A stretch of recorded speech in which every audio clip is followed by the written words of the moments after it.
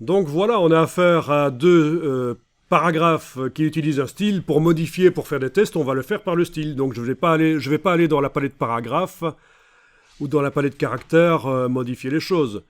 Oui, on pourrait modifier un des deux et puis aller demander dans le menu de la palette des styles de paragraphes, redéfinir le style. Donc le paragraphe dans lequel on aurait travaillé remettrait à jour le style.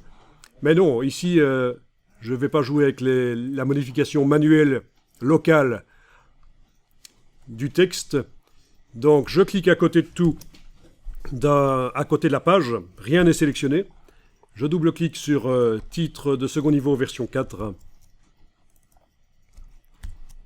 Dans les options de style ici, vous allez donc pouvoir modifier la police de caractère, le corps, l'approche éventuellement. Oui, l'approche est sur 20, ça veut dire que oui, les espacements entre les caractères là sont plus grands que normaux.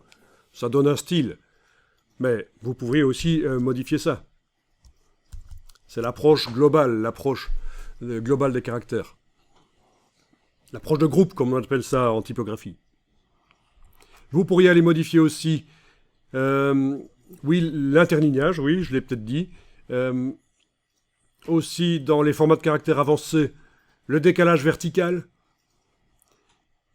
qui a été utilisé pour modifier la position du sous-titre par rapport au texte en dessous. Parce que le texte en dessous, il est particulier, il colle sur une grille.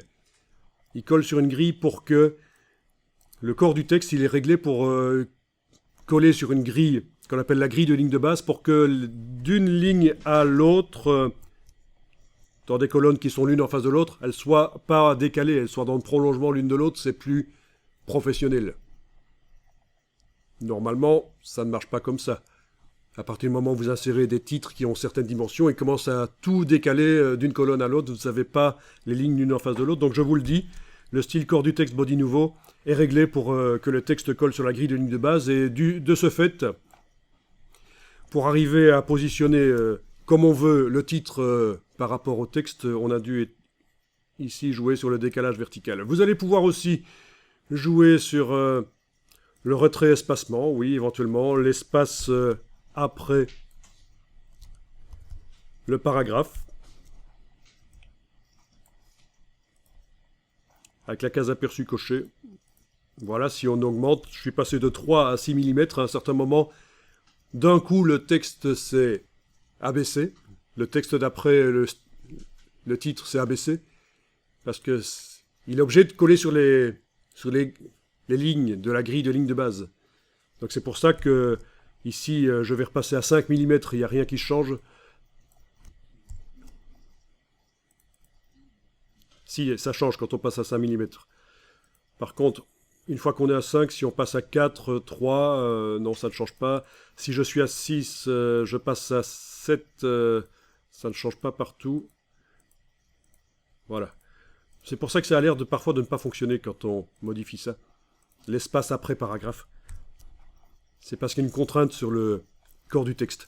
Vous allez pouvoir aussi modifier la couleur des caractères, bien sûr. Alors, au niveau couleur des caractères, actuellement, quel est le... Ben, il n'y a pas de style, il n'y a pas de couleur qui a été précisément faite pour le titre, en fait, ici. Donc vous allez pouvoir modifier la couleur, si vous voulez. Choisir une couleur existante dans la liste ou en créer une, ici, en double-cliquant là. Je vous laisse choisir un peu le style que vous voulez pour les sous-titres. Ici, je vais rapidement faire quelques modifications. Oui. Alors au niveau de la couleur, la teinte est réglée à 60%, c'est-à-dire que quelle que soit la couleur que vous choisissez, ce sera atténué, terni, moins vif. Donc si vous voulez que ce soit bien vif, il faut remonter à 100% ici pour la teinte, pour le réglage de couleur des caractères.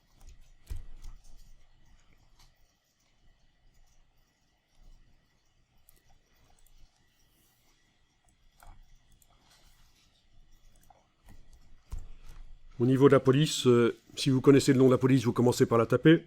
Sinon, vous jouez avec les flèches haut et bas. À un certain moment, il y a parfois des boîtes de dialogue qui apparaissent. Surtout sur les PC, j'ai remarqué. Et c'est pas toujours évident de s'en sortir. Donc parfois vous avez intérêt à aller repérer ailleurs, quand vous n'êtes pas dans la boîte de modification des styles de paragraphe, aller dans le menu texte,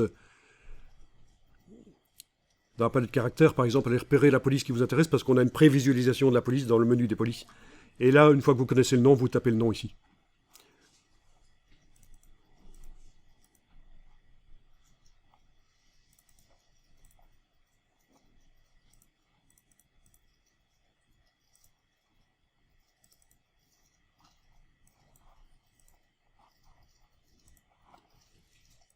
Voilà, une fois que vous avez modifié votre style, vous enregistrez le document.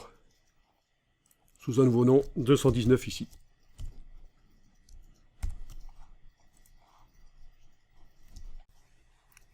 Bon, alors ici, chez moi, j'ai un petit problème. L'espace après paragraphe n'est pas le même. Je vais aller modifier ce style version 4, et c'est certainement au niveau du retrait et espacement que ça va pouvoir se régler. Donc toujours pour titre de second niveau version 4, retrait, espacement, je vais aller modifier l'espace après en ayant la case aperçu cochée en bas à gauche. Et j'allais voir si j'arrive à obtenir la même chose sur les deux.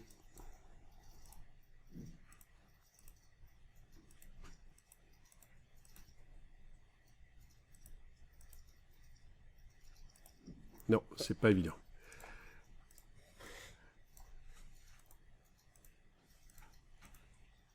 En modifiant le corps du titre, j'arrive à avoir la même chose. Oui, c'est à cause de la contrainte que je vais vous montrer juste après, hein, le fait que les lignes du corps du texte se mettent sur une grille de lignes de base. Par contre, les lignes de sous-titres, là, on n'a pas demandé qu'elles se mettent sur une grille de lignes de base. Ça se fait ici, en fait. Retrait, espacement, aligné sur la grille. C'est là. Si je demande ici toutes les lignes, à ce moment-là, les lignes des titres s'alignent sur la grille, mais c'est moche. Donc c'est pour ça que pour les titres, ils ne se mettent pas sur la grille de ligne de base. Ok, si vous voulez voir la grille de ligne de base, il faut être en affichage normal, pas aperçu, et il faut zoomer, et à un certain moment, elle va apparaître. À 400% et plus, elle apparaît. Vous voyez les lignes bleues là, c'est là que le texte colle. C'est grâce à ça que d'une colonne à l'autre, les lignes de texte sont l'une en face de l'autre bien. Voilà, et le titre, lui, ne colle pas sur les lignes. Comment vous avez fait ça, monsieur ? Alors, comment est-ce qu'on fait ça ? Ça se fait en repérant d'abord quel est l'interlignage utilisé dans le corps du texte. Donc ceci vous ne faites pas, je réponds à la question, comment est-ce que ça a été fait ? Corps du texte, body nouveau, format de caractère de base, 17 points d'interlignage.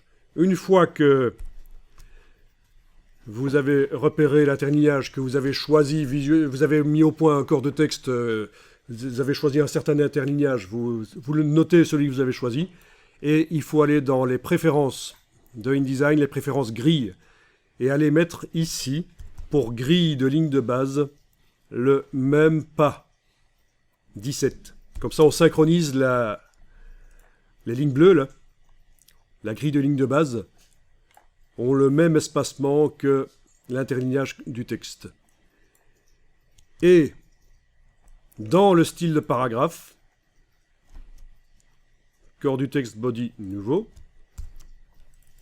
il a été mis à retrait espacement que toutes les lignes du paragraphe doivent coller sur la grille de ligne de base. Voilà.